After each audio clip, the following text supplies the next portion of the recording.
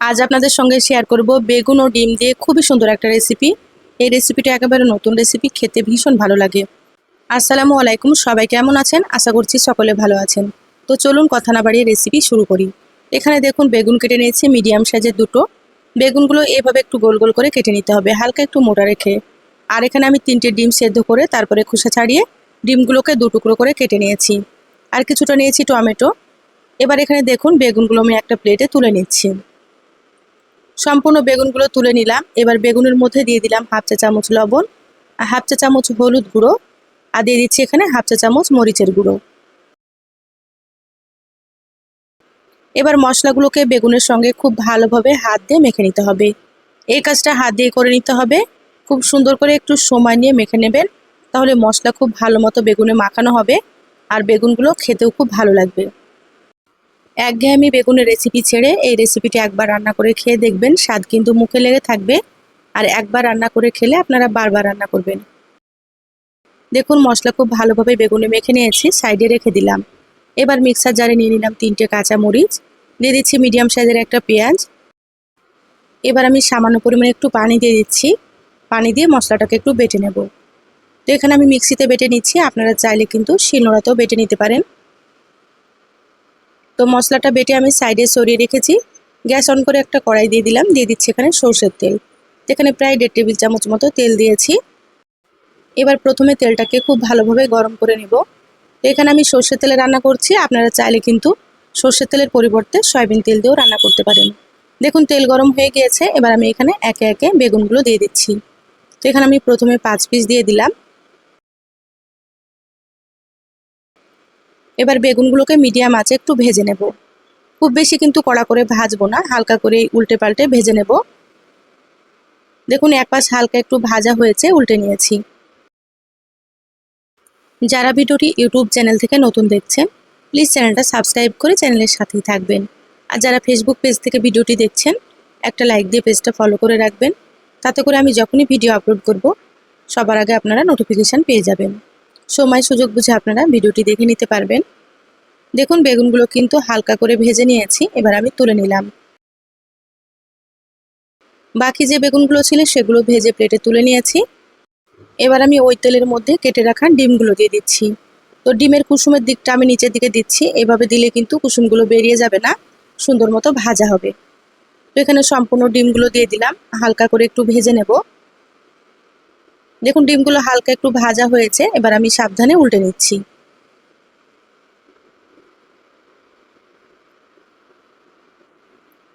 ডিমের দুপাশে কিন্তু আমি হালকা করে ভেজে নেব, খুব বেশি কড়া করে ভাজবো না। কড়া করে ডিমগুলো ভাজলে খেতে ভালো লাগবে না, সেজন্য হালকা করে একটু ভেজে নিতে হবে।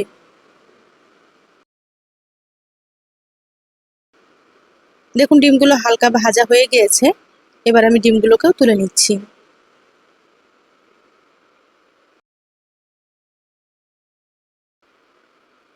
ডিম তুলে প্লেটে রেখে দিলাম। এবার ওই তেলের মধ্যে দিয়ে দিচ্ছি হাফ চা চামচ গোটা জিরা। জিরাগুলোকে একটু ভেজে নিতে হবে। গ্যাসের আঁচ মিডিয়ামে রেখে হালকা একটু ভেজে নেব জিরাগুলো। দেখুন ভাজা হয়ে গিয়েছে, এবার আমি এখানে দিয়ে দিচ্ছি বেটে রাখা পেঁয়াজ আর কাঁচামরিচ।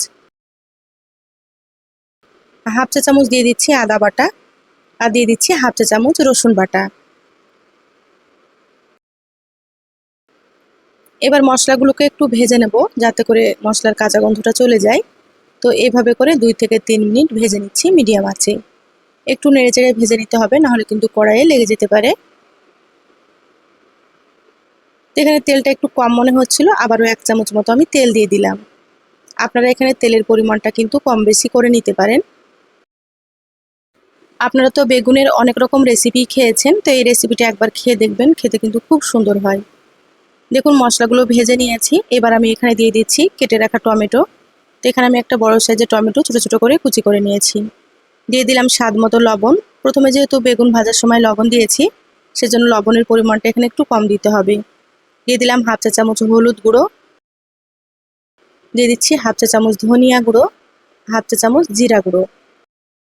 আর এখানে অল্প একটু দিয়ে দিচ্ছি মরিচের গুঁড়ো, যেহেতু কাঁচামরিচ বেটে দিয়েছি, সেজন্য মরিচের পরিমাণটা একটু কম দিয়েছি। আপনারা যেমন ঝাল খাবেন সেইভাবে করে এখানে মরিচ দিয়ে দেবেন। এবার মিক্সির বাটিটা ধুয়ে একটু পানি দিয়ে দিলাম। এখানে কিন্তু অবশ্যই একটু পানি দিতে হবে, না হলে শুকনো মশলাগুলো পুড়ে যাবে। পানি দেওয়ার পরে সমস্ত আবারও খুব ভালোভাবে একটু নেড়েচেড়ে মিশিয়ে নিচ্ছি।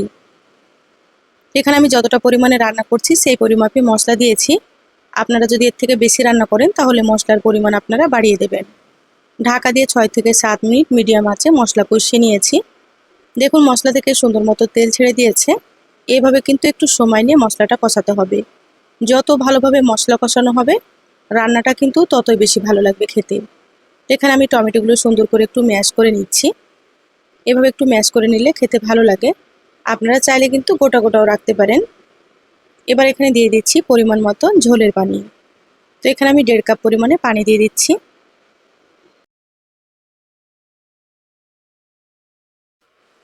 খুব ভালোভাবে আবারও একটু নেড়েচেড়ে নেব। মশলাগুলোকে খুব ভালোভাবে একটু মিশিয়ে নিচ্ছি।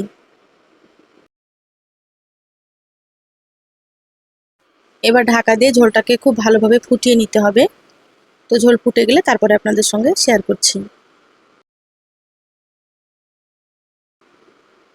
দেখুন ঝোল খুব ভালো মতো ফুটে গিয়েছে, ঢাকাটা খুলে নিলাম। এবার আমি এখানে ভেজে রাখা বেগুন আর ডিমগুলো দিয়ে দিচ্ছি।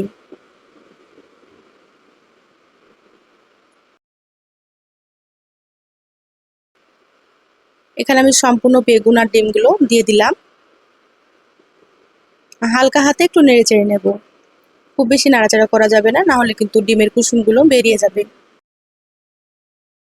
হালকা হাতে মিশিয়ে নিয়েছি। এবার ঢাকা দিয়ে মিডিয়াম আঁচে 10 মিনিট রান্না করব। তারপরে ফিরে আসছি। দেখুন মিডিয়াম আঁচে 10 মিনিট রান্না করে নিয়েছি। ঝোলটা কিন্তু অনেকটাই কমে গিয়েছে। এবার হালকা হাতে একটু নেড়েচেড়ে নেব আর দেখে নেব বেগুনগুলো সেদ্ধ হয়েছে কি। বেগুনগুলো খুব সুন্দর মতো সেদ্ধ হয়ে গিয়েছে, যেহেতু আগে থেকে আমি বেগুনগুলো ভেজে নিয়েছিলাম। সেদ্ধ হতে কিন্তু খুব একটা বেশি সময় লাগবে না। এবার আমি এখানে দিয়ে দিচ্ছি হাফ চা চামচ গরম মশলার গুঁড়ো। রান্নার শেষে গরম মশলার গুঁড়োটা দিলে খেতে খুব ভালো লাগে। এবার দিয়ে দিচ্ছি বেশ কিছুটা পরিমাণে ধনিয়া পাতা কুচি। এবার হালকা হাতে মশলাগুলোকে খুব ভালোভাবে একটু নেড়েচেড়ে মিশিয়ে নেব। আর ঝোলটা কিন্তু আমি এরকমই রাখবো, এর থেকে কমিয়ে ফেলবো না। এরকম করে রাখলে খেতে বেশি ভালো লাগে। দেখুন মশলাগুলো খুব ভালোভাবে নেড়েচেড়ে মিশিয়ে নিয়েছি। রান্না হয়ে গিয়েছে। এবার আমি গ্যাস বন্ধ করে দিচ্ছি। ঢাকা দিয়ে 5 থেকে 6 মিনিট রেখে তারপরে আপনাদেরকে আমি দেখাচ্ছি। দেখুন 6 মিনিট পর বলে ঢেলে নিয়েছি। মাশাআল্লাহ কতটা সুন্দর হয়েছে। কালারটা দেখে হয়তো আপনারা বুঝতে পারছেন। খেতে খুবই ভালো হয়। এই রেসিপিটা গরম ভাত, রুটি, লুচি, পরোটা সব কিছুর সঙ্গে কিন্তু আপনারা খেতে পারবেন। একঘেয়েমি রেসিপি ছেড়ে একবার অবশ্যই রান্না করে খেয়ে দেখবেন। কেমন লাগলো চ্যানেলের কমেন্ট বক্সে কমেন্ট করে জানাবেন।